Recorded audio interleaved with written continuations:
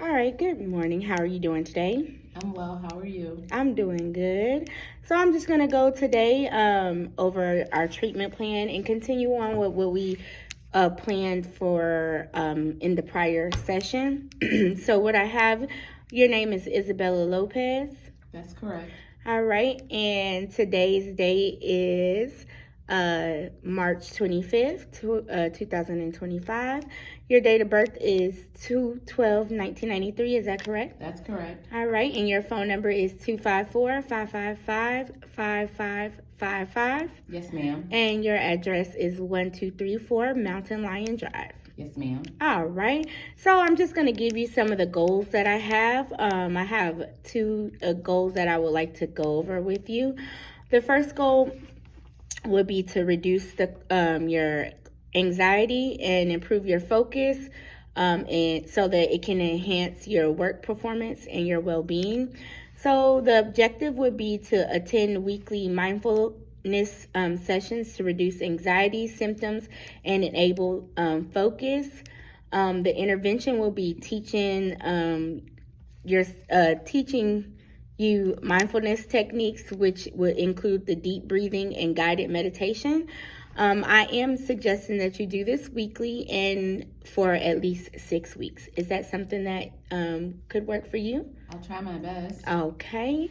And if this is not going to work for you, or if it doesn't work for you, we'll try the first 6 weeks, and then we can try a different plan and see, can assess later on and see if there's something that we would need to do. Another objective, I would want to implement time management strategies to meet work deadlines, as you have missed several work deadlines in the past. So what I would want you to do for intervention would be collaborate with career counselor to create a structured work schedule to guide yourself in meeting deadlines at work.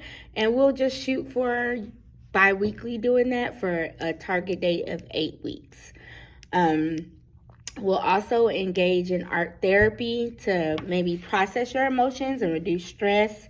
We can facilitate those weekly art therapy sessions to explore self-expression and coping skills. And I will also just recommend doing that weekly for 6 weeks. Okay, yes, ma'am. All right, so that'll be the first goal that we're going to work on, and that will help you to improve your anxiety and your work performance. Second goal, I would want you to strengthen your family relationship and build support network for yourself and address the isolation and parenting stress that you encounter, okay? So one objective that I would like you to work on with building the relationship with your family and your parent engagement would be reconnecting with and resolving estrangement with your family. So maybe like facilitating monthly family therapy sessions to address past conflicts within the family. And we're going to work on that monthly. So that'll give you a little more time. Like, it just won't overwhelm you. And we just try to work it out maybe once a month for the next 3 months. And how does that sound? I mean, I'll give it a try. Okay, so that's all I'm asking. Maybe we just put it out, and if that's just too overwhelming and that gives you anxiety or any They stress, left me. I'm sorry that was something, and I do understand that, but we want to at least put our, give that open hand so that they can see that we are trying to get a better relationship with them. And then if it just doesn't work, we can move on from that and try a different structure or a different activity that we can do. Okay. All right. We want to try to strengthen the bonds with your children through some structured activities, like weekly family activities, like including game nights, outdoor outings, any picnics, those type things that will help you get a better structured bond with your children. And I do want to do that weekly, and I want to keep that as an ongoing process. All right. That I can do. Okay. And then we also want to try to build more a community support system where you can share your struggles that you've encountered as a mother while working in a high stress environment. So maybe joining like bi-weekly parenting support groups to share your experiences and resources with others experiences the same issues as you. And what I suggest is, I know that you're kind of like not wanting to be real open with strangers, but if you would maybe go to a couple meetings and see how you can, like, till you're comfortable to share your experience. Okay. All right. And so I do have that for you. And next, I do want to go over some crisis planning. So right now, your appearance, you are well groomed, your hygiene is maintained great, your orientation and your awareness is, you are aware of the time and date. Yes, ma'am. All right. Do you know who you are and why you're here? I do. Okay. Give me 1 second. Now I'm just going to ask you a few little questions about it's a suicide severity rating scale. And it's just, you can just going to answer yes or no for the questions. Have you wished you were dead or wish you could go to sleep and not wake up? Yes. Okay. And how often have you felt that in the past month? Oh, not recently. Oh, okay. Okay. And have you actually had any thoughts about killing yourself? No, ma'am. Okay. All right. So I remember in the past, sometimes you said you occasionally feel hopeless sometimes. Yeah. Okay, but you don't feel like you want to have. I've been feeling better. Okay, and that's awesome. So have you been using any of the techniques? I have been. You know, I've been doing the deep breathing. I've been trying to relax my muscles and doing the stretches that you told me about. When I have those feelings, I've been doing, you know, I just replay our conversations and I try to de-stress myself, and I think of all the things that I do have that do make me happy instead of just dwelling on the things that I feel like I don't have. Okay.